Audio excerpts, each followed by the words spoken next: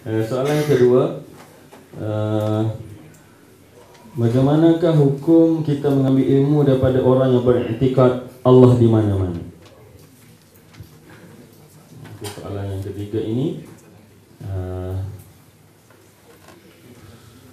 Presiden Ikhwanul Muslimin puji dan menyanjung Iran.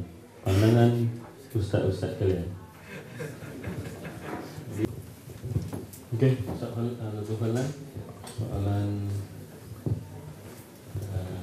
ujian Presiden Ikhwan untuk Iran. Ujian Presiden Ikhwan Iran.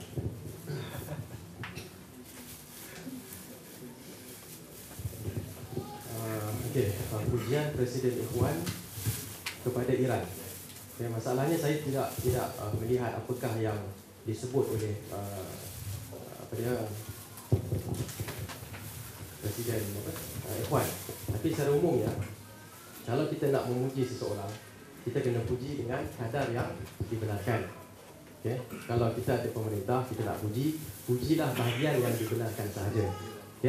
Dan sekiranya pujian kita itu boleh menyebabkan orang salah faham, sekiranya pujian kita boleh menyebabkan orang salah faham, maka kita tak boleh puji.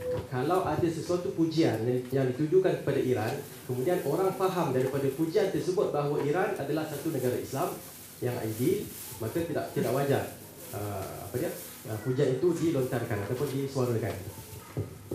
Dan dalam perkara ini juga kita kena perhatikan bahawa kita apa saja yang kita sampaikan, yang kita sebut akan diterima oleh orang yang boleh memahami secara mendalam, dan orang yang mungkin bila dia dengar, dia akan faham secara zahir sahaja, yang secara terperinci tidak dapat dipahami. Satu ketika dulu saya pernah membaca buku yang dibuat oleh Tuan Guru ni Abdul Aziz, menceritakan tentang bagaimana beliau telah berjumpa dengan pemimpin Iran dan berkata kepada mereka yang kami hanya inginkan semangat, semangat negara Iran, dan kami tidak inginkan Syiah, kami tak nak Syiah. Tetapi secara umumnya, adakah perkara itu sampai kepada semua orang? Tidak kan? Ramai yang melihat bagaimana mungkin bila semangat Iran itu diambil, orang di luar akan nampak semangat Iran keseluruhannya merangkumi negara dan juga agama. Wallahualam, saya merasakan tidak wajar itu jawapannya. Dan berkenaan dengan yang pertama tadi, dari sudut Asy'ariyah, saya faham, tak tahulah, saya dengar daripada Ustaz Fauzan mengatakan soalannya hukumnya, maknanya kufur.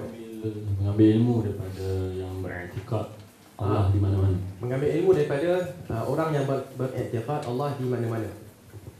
Soalan yang sekarang ni ialah, adakah orang itu kafir? Kalau orang itu kafir, kita tak wajarlah mengambil ilmu daripadanya sebagai seorang tokoh.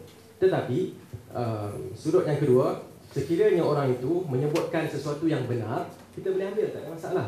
Seperti yang disebutkan oleh Al-Imam Syekh Muhammad bin Salih Al-Utsaimin, bahawa kebenaran itu boleh diambil hatta daripada syaitan sendiri pun.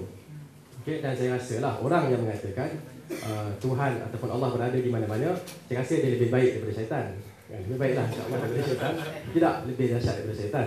Cuma kita kena ingat bahagian yang boleh diambil dan bahagian yang tidak boleh diambil. Kalau kita boleh bezakan, silakan.